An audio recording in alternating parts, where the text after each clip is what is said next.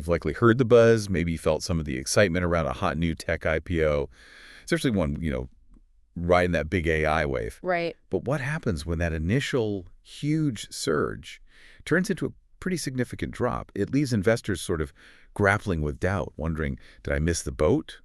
Or maybe dodge a bullet? Yeah, exactly. We're talking about Figma today. Mm-hmm. So we're taking a deep dive into the recent IPO of Figma, the collaborative design software company, really to answer that burning question on a lot of minds. Is Figma actually a buy right now? Yeah. We'll sift through the hype, look at the numbers, the expert opinions, try and give you a clear picture. And our mission here is really to unpack Figma's journey. I mean, from this highly anticipated debut to where it sits now, which is, let's face it, a somewhat volatile market position. Definitely volatile. We want to give you a balanced view, performance, potential, sure, but also the significant risks involved. We'll look at what makes it such a groundbreaking company, but also, crucially, why some investors are still pretty wary of that valuation. Right. And where are we getting this info? Well, we've pulled insights from quite a stack of financial sources. We've got Barchart.com, Forbes, NASDAQ, The Motley Fool, SQ Magazine, and even looked at some lively Reddit threads, which, capture that raw sentiment from individual investors. Oh, that's interesting. Good to get that ground level view, too. Absolutely. So get ready. We're going to explore the compelling story of a company that truly disrupted the design world. And we'll try to figure out if its stock is set to design a new high or if it's maybe still just sketching out its future value. Okay, let's unpack this. So Figma, founded back in 2012, Dylan Field and Evan Wallace. Their vision was pretty ambitious, wasn't it? Making digital design collaborative. Oh, absolutely. And what started as, just a design tool has really evolved. It's stretched way beyond just creating nice interfaces. So what's the strategy there behind that expansion?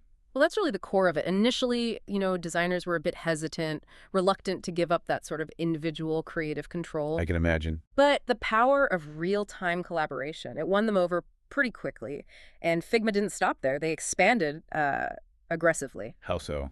Okay, so 2021, they launched FigJam. That's their online whiteboard, basically bringing brainstorming into their ecosystem. Okay. Then 2023, Dev Mode comes along. That specifically bridges the gap between design ideas and, actual software development. Important connection.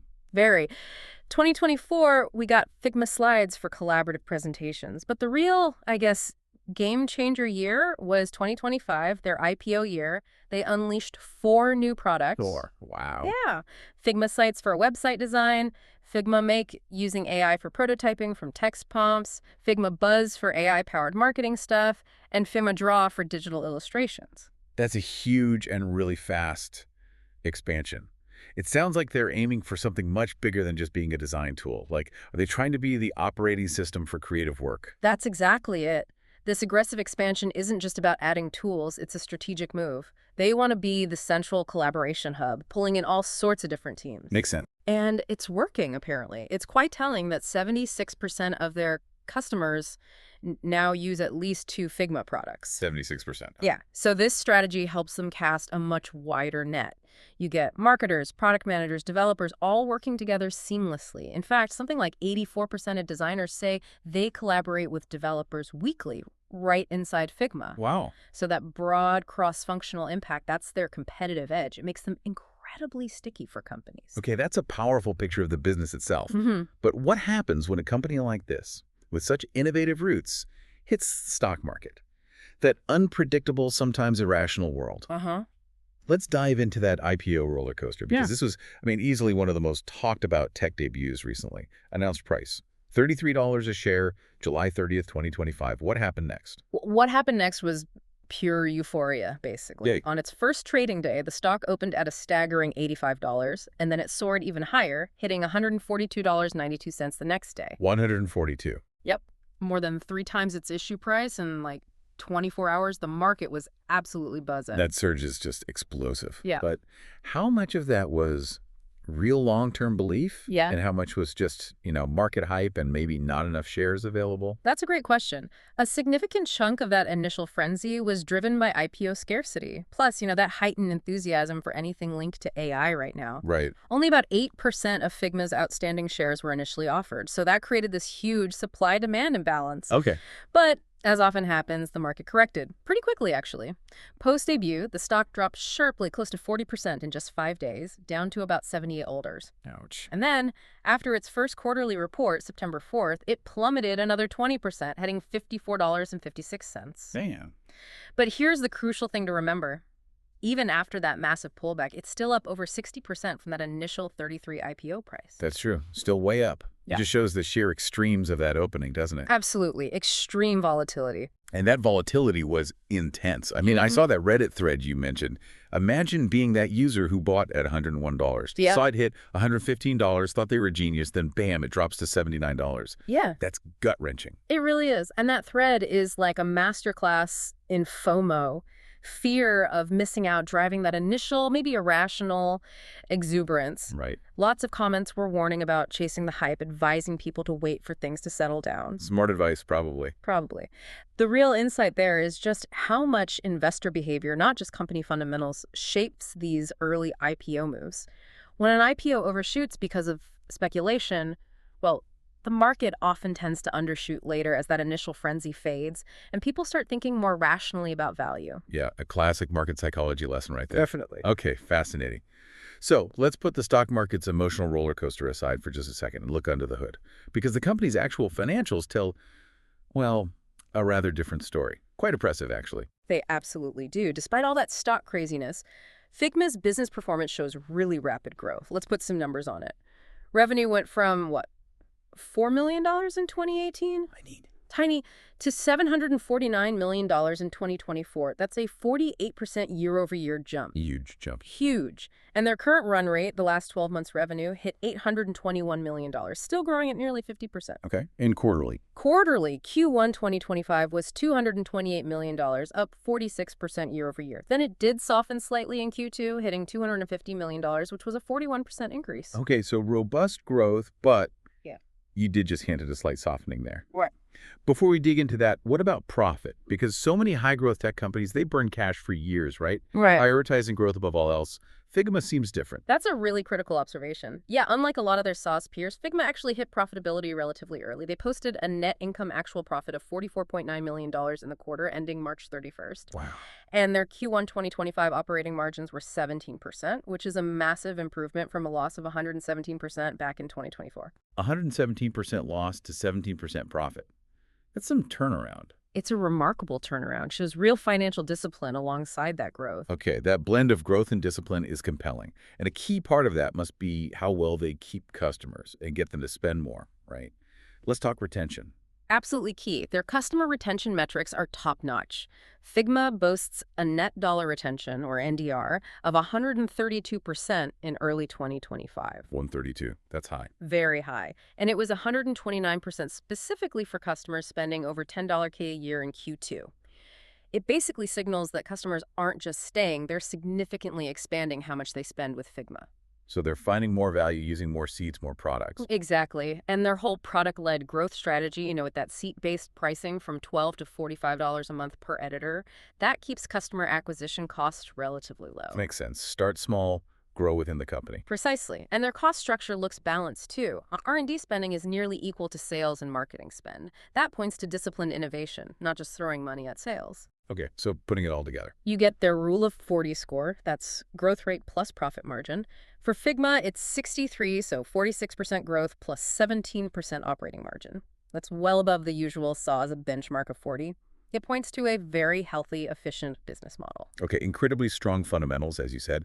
But this brings us back to that stock plunge after the Q2 report. The reason you mentioned a sharp deceleration in growth rate. Exactly. This is where the red flag started waving for a lot of investors. Explain that deceleration. Right. So that year-over-year revenue growth rate, it was 48% in 2024, dropped slightly to 46% in Q1 25, but then fell more noticeably to 41% in Q2 25. Okay, still high, but the trend is downwards. Exactly. And looking ahead, management's guidance for Q3 projects revenue around $265 million. That translates to only a 33% growth. 33. That's quite a drop from 48. It is. And the implied growth for Q4 is expected to drop even further, down to about 30%.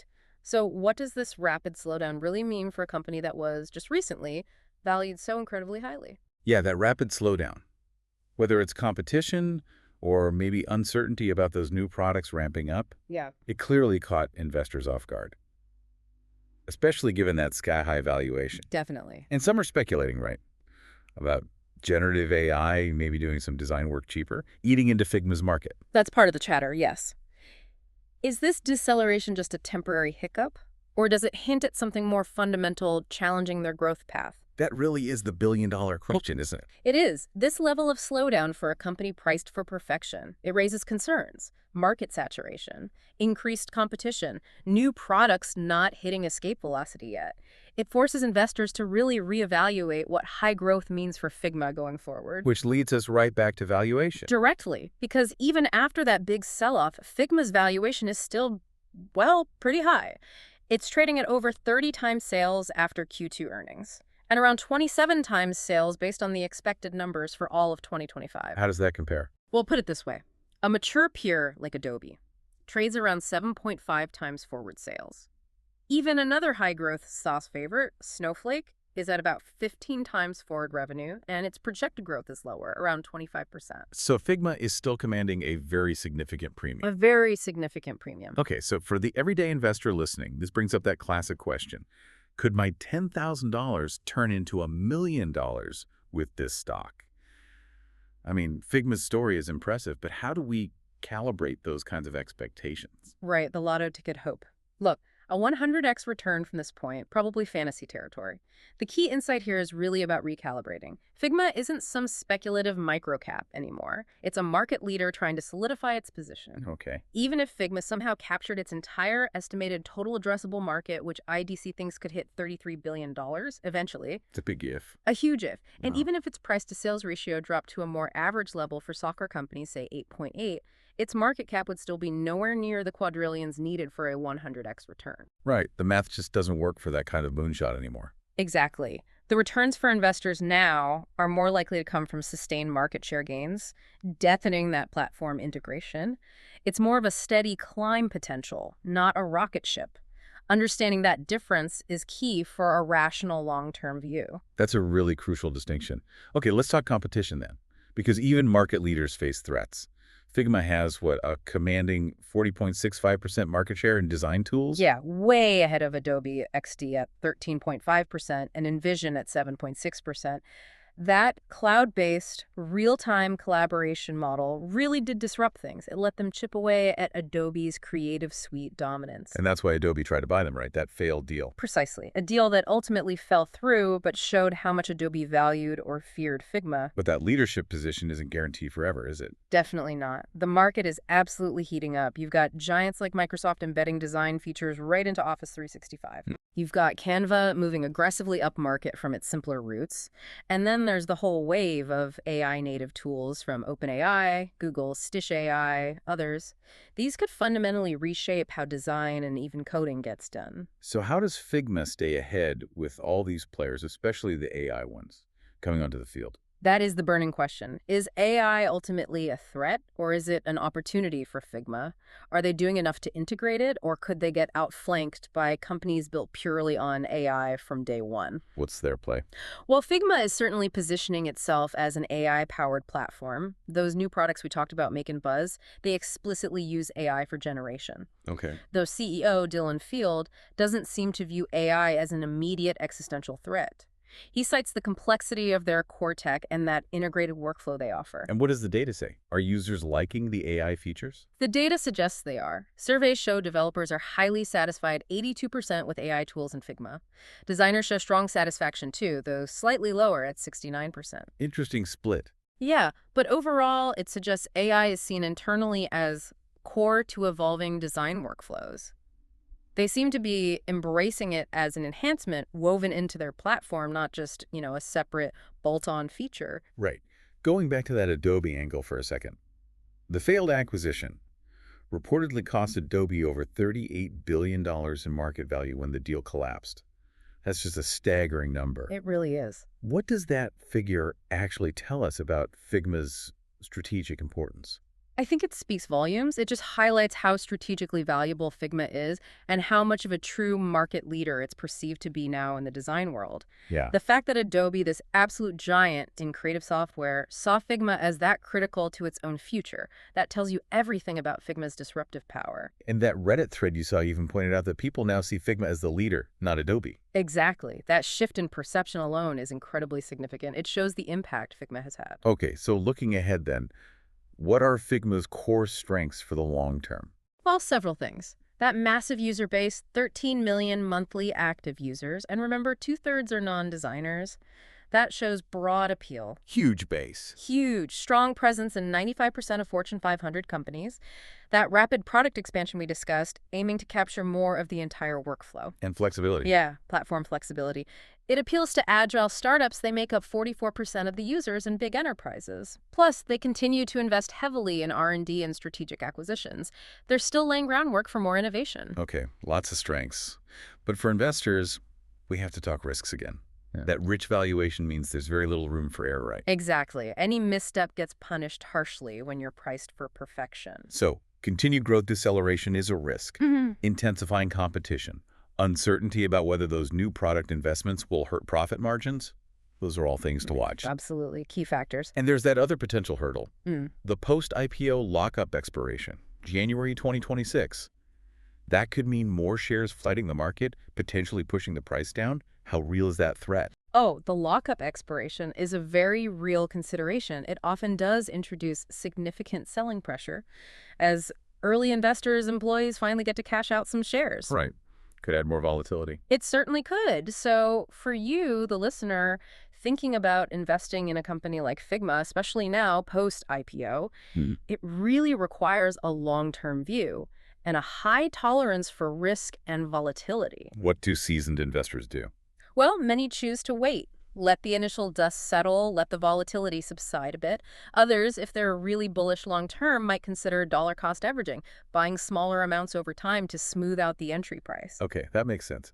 So wrapping this all up, is Figma a buy? It feels like, as you said, it's just not a simple yes or no answer. Not at all. The company itself, clearly a trailblazer, impressive growth, hit profitability early, powerful suite of tools, dominating its core market. It's a really well-run, innovative operation. Absolutely true. Yet that stock, even after a big correction, remains richly valued. And those growth rates are clearly decelerating. Yeah. The battle for market share, especially with AI now in the mix, is intense.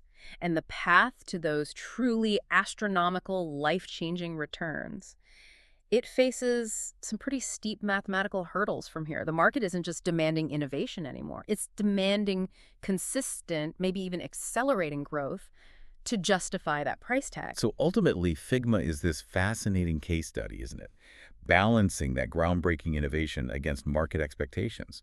The question isn't just, what's Figma worth today? Right. It's more like, what will it be worth if or when its bigger vision comes true? Becoming the central hub for all digital product creation, on idea to deployment. Will those big swings they're taking with new products pay off and reignite that growth? Or will the market keep demanding a clearer, maybe less volatile growth story first? That's exactly the tension, and that's really something for you to mull over. Our advice: keep watching this space. Observe how those new products actually gain traction in the market. See how the competitive landscape evolves, especially with giants like Microsoft and all those new AI players stepping up. It's a deep dive that's definitely far from over.